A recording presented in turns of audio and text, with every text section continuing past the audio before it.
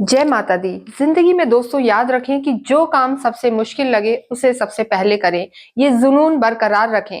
Hello, I am doctor महिमा Chaturvedi, astrologer and vastu consultant. सबसे पहले आप सभी को 2025 की बहुत सारी बधाई। Wish you a very happy new year.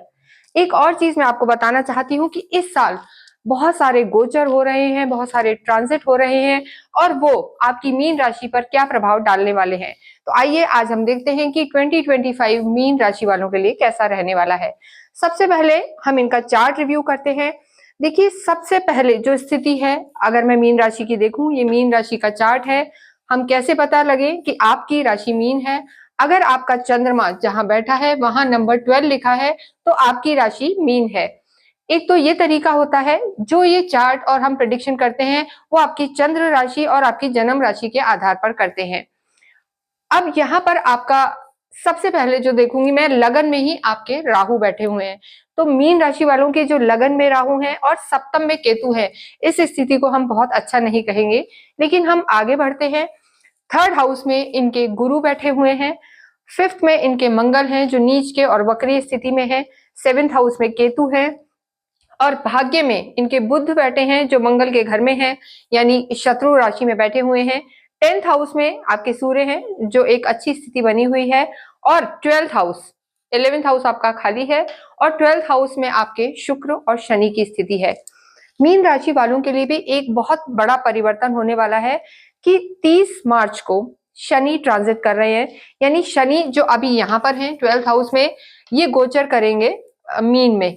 तो जब शनि 30 मार्च को कुंभ से मीन में आएंगे तो मीन यानी खुद की राशि में इनके शनि आ जाएंगे और 18 मई को जो राहु की स्थिति है वो कुंभ में परिवर्तित होगी। तो जो मीन राशि वाले हैं वो थोड़ा सा ध्यान रखें। शनि इनके स्वयं के घर में आ जाएगा, सीधे इनके सप्तम पर दृष्टि डालेगा, यानी जो बिजनेस का हाउस होता है और आपका मैरिड लाइफ का जो हाउस होता है उस पर दृष्टि डालेगा। थोड़ा सा आपको जो हम कहते हैं जिद्दी, स्टबन बना देगा। इस चीज का आपको ध्यान रखना है। और आपकी 7.5 का सेकंड फेज यहाँ से स्टार्ट होगा, यानी जो शनि की स्थिति है वो यहाँ से लेकर यहाँ आने पर मीन राशि वालों के लिए जो 7.5 का सेकंड फेज है वो शुरू होगा। लेकिन कई जगह आपने सुना होगा कि ये जो सेकंड फेज है ये मीन राशि वालों के लिए अच्छा नहीं रहने वाला है। लेकिन मैं एक चीज आपको बताना चाहती हूँ, शनि जब भी डिजायर हाउस के होते हैं या 12th हाउस के होते हैं और ऐसी स्थिति में मीन के यहाँ पर आ रहे हैं, तो शनि इनको जो पहले 2.5 साल की परेशानियां थी उससे थोड़ी सी मुक्ति दिलाएगा, राहत दिलाएगा। तो शनि जब यहाँ प्रवेश करेगा और राहु यहाँ से हटके यहाँ आएगा तो थोड़ा सा इनकी चीजों में रिलैक्सेशन होगा। इसके बाद राहु और केतु का भी 18 मई को परिवर्तन होने वाला है। केतु और राहु हमेशा वक्रीय और उल्टा चलते हैं। तो केतु की जो स्थिति रहेगी 7th हाउस से निकलकर और वो छठे घर में आ जाएंगे, यानी सिंह में आ जाएंगे। इसके साथ साथ ही राहु जो होगा वो लगन से निकलकर और आपके यहां पर प्रवेश करेगा, यानी 12th हाउस में हो जाएंगे। तो केतु की स्थिति 7th में भी बहुत कोई अच्छी नहीं थी और ये जो गोचर होगा जो आपके 5th हाउस में आएगा, ये भी कहीं ना कहीं मैं बहुत अच्छा गोचर नहीं कहूंगी। ये थोड़ा सा आपके हेल्थ को डिस्टर्ब कर सकता है, इसको हम बाद में डिस्क्राइब करेंगे। इसके बाद जो गुरु का गोचर है, देखिए गुरु अभी आपके 3rd हाउस में है, यानी पराक्रम में बैठा हुआ है। गुरु पराक्रम में कोई बहुत अच्छा फल नहीं देता, बल्कि वो आपकी जिम्मेदारियां बढ़ा देता है, यानी आप पे वर्कलोड बहुत हो जाएगा और उसका रिटर्न इतना ज्यादा नहीं होगा। क्योंकि अगर हम पैसे से तोलेंगे, सक्सेस से तोलेंगे तो ये हाउस उतना ज्यादा अच्छा नहीं है। लेकिन जब गुरु यहाँ पे होते हैं, ठीक है, आपको एथिकल रखेंगे और आपको मेहनत कराएंगे। लेकिन 15 मई के बाद जो गुरु की स्थिति रहने वाली है, गुरु आपके केंद्र में आ जाएंगे, यानी टॉरस से निकलकर वो जेमिनी में आ जाएंगे, वृषभ से निकलकर आपके मिथुन राशि में प्रवेश करेंगे जो आपका 4th हाउस है। और देखिए जो 4th हाउस होता है वो हमारा सुख भाव होता है, मदर का हाउस होता है, हमारी प्रॉपर्टी, लग्जरी, सब तरीके के घर, मकान, जमीनें इसी हाउस से मिलते हैं। तो गुरु का ये जो गोचर है, गुरु यहाँ आ जाएंगे और सीधे आपके कर्म क्षेत्र पर दृष्टि डालेंगे। तो ये गोचर गुरु का बहुत अच्छा रहने वाला है। और जो मीन राशि है, इनके जो स्वामी होते हैं वो गुरु ही हैं। तो गुरु आपके लग्नेश भी हैं और आपके कर्म भाव के भी स्वामी हैं। तो ये परिवर्तन आपके लिए अच्छा रहने वाला है। अब हम जो हमने इस वीडियो को 8 सेगमेंट्स में बांटा है कि आपकी लाइफ पूरी तरीके से कवर हो जाए, professionally, personally, career, health and relation, उन सबको हम लेते हैं। सबसे पहले हम आपकी हेल्थ को देखते हैं। देखिए, हेल्थ के लिए हम लग्नेश को देखते हैं, लगन को देखते हैं, यानी जो आपका फर्स्ट हाउस होता है, इसकी जो स्थिति है, यहाँ पर शुरू में ही राहु बैठे हुए हैं। तो राहु क्या होता है, एक एग्रेशन रखता है दिमाग में, बहुत हलचल रखता है। तो एक तो आपको ध्यान रखना है कि थोड़ा सा जो आपकी स्थिति है, वेट को लेके आपको ध्यान रखना है कि आपका वेट ना बढ़े, ये स्थिति है। और जो गुरु आपके थर्ड हाउस में है, जो आपके लग्नेश है थर्ड हाउस में है, तो ये आपको थोड़ा सा पेट से रिलेटेड कोई दिक्कतें दे सकते हैं, परेशानियां दे सकते हैं। और शनि और शुक्र भी आपके 12th हाउस में है, तो इस समय भी आपको ड्राइविंग में बहुत केयरफुल रहना है। स्पेशली मीन राशि वालों को अपने पैरों का बहुत ध्यान रखना है, ये मैं बार बार कह रही हूँ, पैरों का बहुत ध्यान रखना है, ड्राइविंग में बहुत केयरफुल रहना है। आप कहीं भी जाएं आए संभल कर रहें। तो इस तरीके से इनकी हेल्थ रहने वाली है। इसके बाद जब शनि का परिवर्तन हो जाएगा और गुरु का भी परिवर्तन हो जाएगा, तो सेकेंड हाफ इनकी हेल्थ के हिसाब से ठीक रहने वाला है। आगे हम देखते हैं लव एंड रिलेशनशिप। देखिए, जो पंचम हाउस होता है, यहाँ पर अभी मंगल बैठे हुए हैं और इसके स्वामी चंद्रमा हैं, जो बहुत जल्दी जल्दी, कहते हैं ना 64 कला के, और बहुत जल्दी जल्दी चेंजेस लाते हैं और मन को बहुत ज्यादा डिस्टर्ब करते हैं, चंचल रखते हैं मन को। तो लव लाइफ में अभी मंगल बैठे हुए हैं शुरू में, और इसके जो स्वामी हैं वो परिवर्तित होते रहते हैं। तो आपकी लव लाइफ बहुत स्टेबल नजर नहीं आ रही है अभी कुंभ राशि वालों के लिए।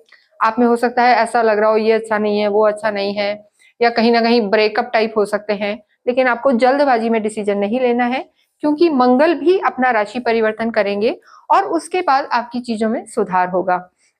अदर जो रिलेशंस हैं, क्योंकि राहु और केतु यही हैं, तो मैरिड लाइफ जो शुरू में है बिफोर मे, उसको मैं बहुत ज्यादा अच्छा नहीं कहूंगी। तो रिलेशंस में यहाँ ध्यान रखना है। बाकी सिबलिंग्स में आपके गुरु बैठे हुए हैं तीसरे भाव में, तो बहन भाइयों के साथ आपके रिश्ते ठीक रहेंगे। आपको जो ध्यान रखना है वो अपने 7th हाउस पर और अपने लव लाइफ पर देना है, क्योंकि ये जो रिश्ते हैं ये कहीं ना कहीं थोड़े से कमजोर पड़ सकते हैं। इसके बाद हम देखते हैं मैरिज का भाव। देखिए, 7th हाउस जो हमारा होता है वो मैरिज का होता है, मैरिज का हाउस होता है। यहाँ पर आपके शुरू में केतु विराजमान है, राहु की दृष्टि है, तो मैरिज, मैरिटल स्टेटस बहुत ज्यादा स्ट्रांग नहीं लग रहा है। कहीं ना कहीं आपस में विवाद हो सकता है, एग्रेशन रह सकता है, आर्ग्यूमेंट हो सकते हैं। तो इसको आपको थोड़ा सा ध्यान रखना है कि चीजों को आपको अवॉइड करना है, लेट गो करना है, क्योंकि ये जो केतु और राहु की दृष्टि है ये आपकी पर्सनल लाइफ को डिस्टर्ब कर सकते हैं। लेकिन जब गुरु बदलेंगे, गुरु यहाँ आएंगे, और जैसे वैसे गुरु की दृष्टि अभी भी पंचम पर है, कहीं ना कहीं वो आपकी चीजों को बचा रहे हैं। लेकिन जब राहु और केतु परिवर्तित होंगे, यानी राहु की दृष्टि आपके 7th हाउस से हटेगी और केतु भी आपके पंचम में आ जाएंगे, तो सेकेंड हाफ जो रहेगा वो आपकी पर्सनल लाइफ के लिए ठीक रहेगा। गुरु केंद्र में आ जाएंगे, तो जो ये स्थिति आपकी रहने वाली है सेकेंड हाफ, यानी 18 मई के बाद, वो आपकी मैरिज को लेकर मैं थोड़ा सा ठीक कह सकती हूँ।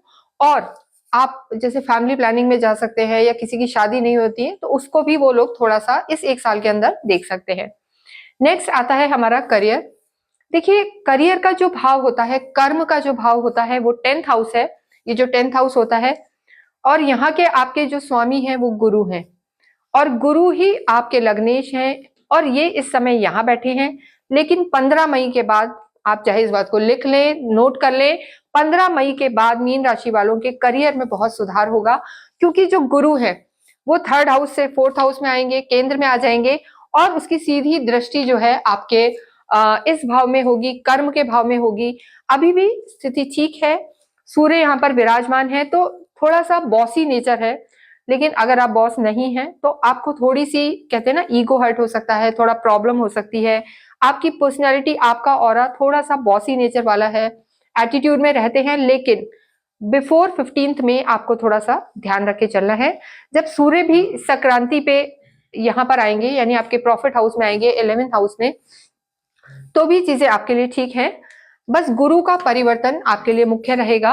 इसके साथ साथ ही हम बिजनेस और फाइनेंस भी देखते हैं। देखिए, जो बिजनेस की स्थिति है और फाइनेंस की, बिजनेस का भाव भी यही है, और ये जो भाव है ये कहीं ना कहीं यहाँ सूर्य है, एंड अगेन गुरु इसके स्वामी हैं। जब ये 15 मई के बाद आपकी बिजनेस में बहुत अच्छी सिचुएशन हो जाएगी। आपको बड़े बड़े इन्वेस्टर्स मिल सकते हैं, या आपका कोई बहुत प्लान है बड़ा तो उसको आप एक्सप्लोर कर सकते हैं, एग्जीक्यूट कर सकते हैं। बस आपको अपनी चीजों पे फोकस रखना होगा, क्योंकि यहाँ पर राहु बैठे हैं और राहु डिस्ट्रैक्ट करते हैं, ये सभी को पता है। राहु डिस्ट्रैक्ट ना करें, और 18 मई के बाद डेफिनेटली आपका जो बिजनेस है और फाइनेंस है ये बहुत अच्छा होने वाला है। हाँ, 7.5 आप पर चल रही है, उसका प्रभाव जरूर रहेगा, और वो शनि आपके यहीं आ जाएंगे, सेकंड फेज आपका स्टार्ट हो जाएगा।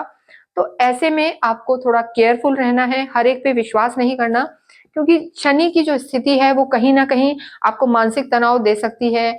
आप बहुत एकदम इंटेलेक्चुअल होके डिसीजन नहीं ले पाएंगे। चीजों में आपको थोड़ा पेशेंस के साथ बहुत सोच समझ कर डिसीजन लेना है, और जल्दबाजी नहीं करनी है। ये शनि यहाँ आने के बाद 30 मार्च के बाद आपको ध्यान रखना है।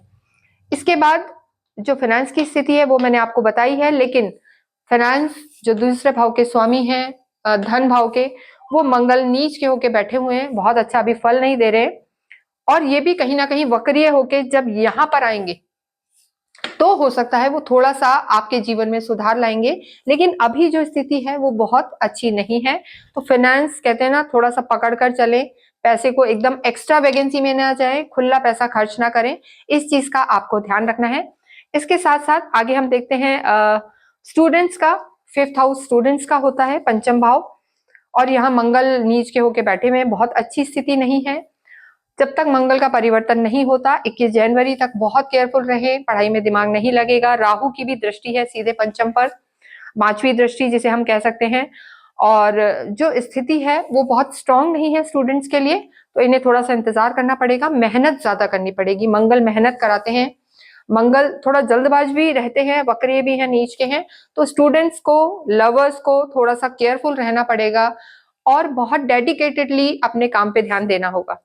स्पिरिचुअलिटी, देखिए जो अध्यात्म है, जो आध्यात्मिक स्तर है, जैसा मैंने आपको बताया कि आपके जो मेन स्वामी है वो ही गुरु हैं, तो गुरु की जो स्थिति है आपके लगन में ही गुरु का भाव है, और 7th पे अभी जो स्थिति है वो आगे जाके 15 मई के बाद आपके 4th हाउस में आ जाएंगे, तो आध्यात्मिक तो आप रहेंगे, और कहीं ना कहीं आध्यात्मिक यात्राएं भी आपकी हो सकती हैं।